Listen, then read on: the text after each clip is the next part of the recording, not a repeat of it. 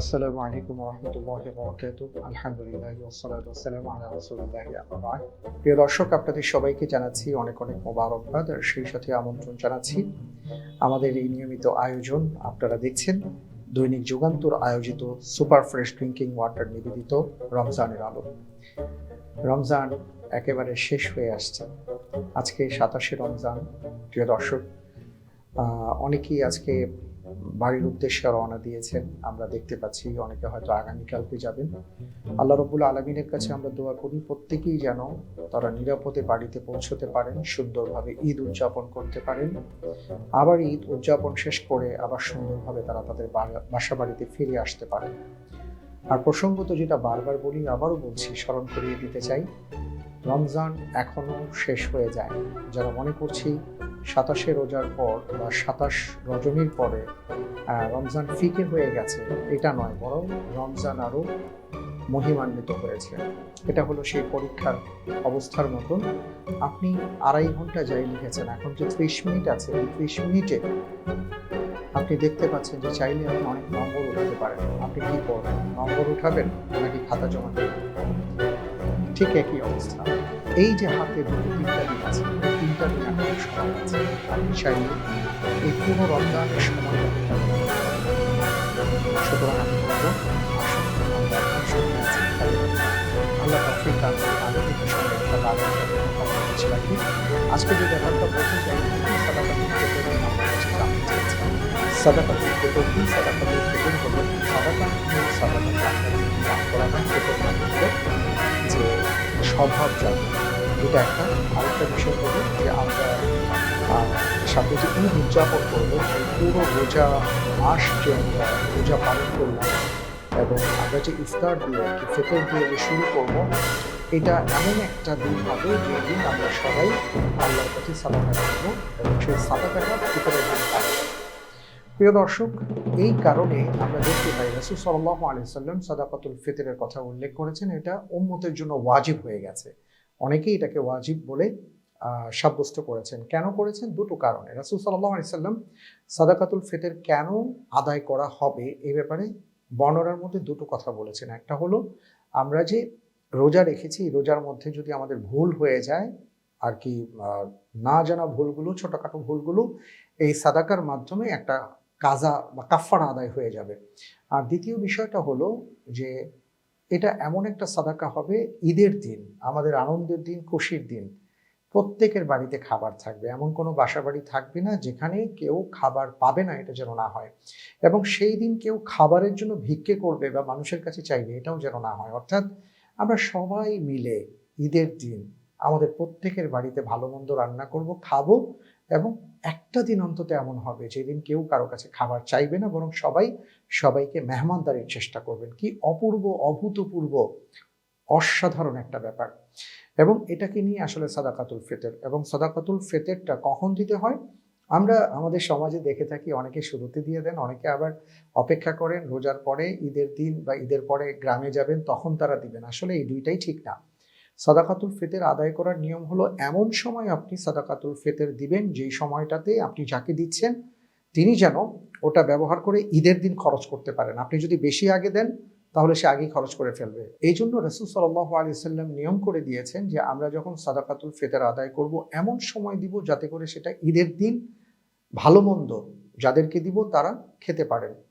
এবং বলে দেওয়া হয়েছে যে কেউ যেন ঈদের নামাজের পরে সাদাকা না দেয়, তাহলে ফাহুয়া মিনাস সাদাকাত, এটা সাধারণ সাদাকা বলে বিবেচিত হবে। ঈদের নামাজে যাবার আগে আমাদের সাদাকাতুল ফিতর আদায় করতে হবে, নয়তো সাদাকাতুল ফিতর আদায় হবে না বলে হাদিসে আমরা জানতে পারি।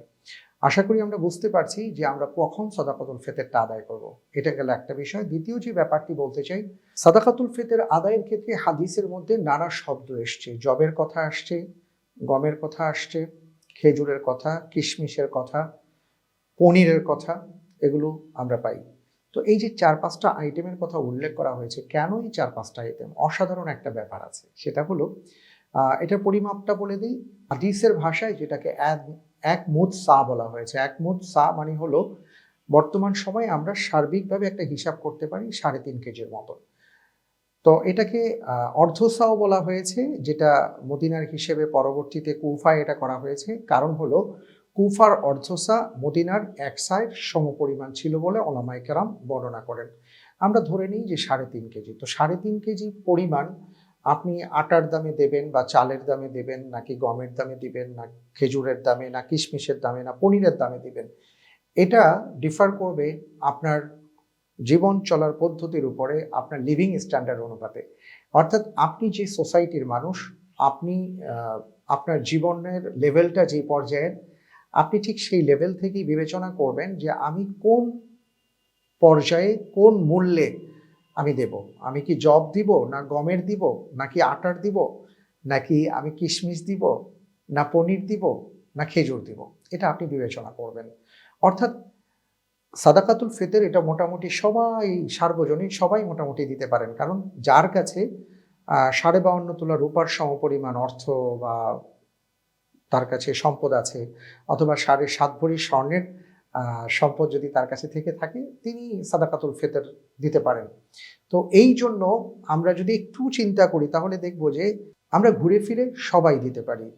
এই জন্য মনে করুন যিনি 100 কোটি টাকার মালিক, তার সাদাকাতুল ফিতর যা আসবে, যিনি দিন আনেন দিন খান, অর্থাৎ একটা রিক্সাওয়ালা হতে পারেন, আর তার সাদাকাতুল ফিতর তো এক হতে পারে না। তো সবাই সবার লিভিং স্ট্যান্ডার্ড অনুপাতে সাদাকাতুল ফিতরটা আদায় করবেন। এবং তিনি কি দিবেন, অর্থ দেবেন নাকি খাদ্য দিবেন? কেউ কেউ বলেছেন খেজুর দিবেন, কেউ কেউ বলেছেন হাদিসে যা এসছে সেটাই দিবেন। আসলে মূল প্রতিপাদ্য এটা নয়। কারণ হলো তৎকালীন সময়ের তাদের খাদ্যের যে ব্যাপারটা ছিল, তারা যেভাবে খেতেন বা যেই খাবার হিসেবে যা গ্রহণ করতেন, আমাদের সমাজে আমরা কিন্তু খাবার হিসেবে সেইভাবে এই বিষয়গুলোকে শুধুমাত্র এটাই খাই না, আমরা অনেক কিছুই খাই। এই কারণে উত্তম হলো প্রথমত খাদ্য দেওয়া। কারণ যদি আমরা খাদ্য দেই, যেমন আমাদের দেশে যেটা সাধারণত খাদ্য হিসেবে আমরা ঈদের দিন ব্যবহার করি, চিনি থাকে, সেমাই থাকে, পোলার চাল থাকে, গোশত থাকে, এমন ইত্যাদি, আমরা স্বাভাবিক এগুলোই তো খাই ঈদের দিন। তো এই খাবারটাকে আমরা একটা প্যাকেজ করতে পারি।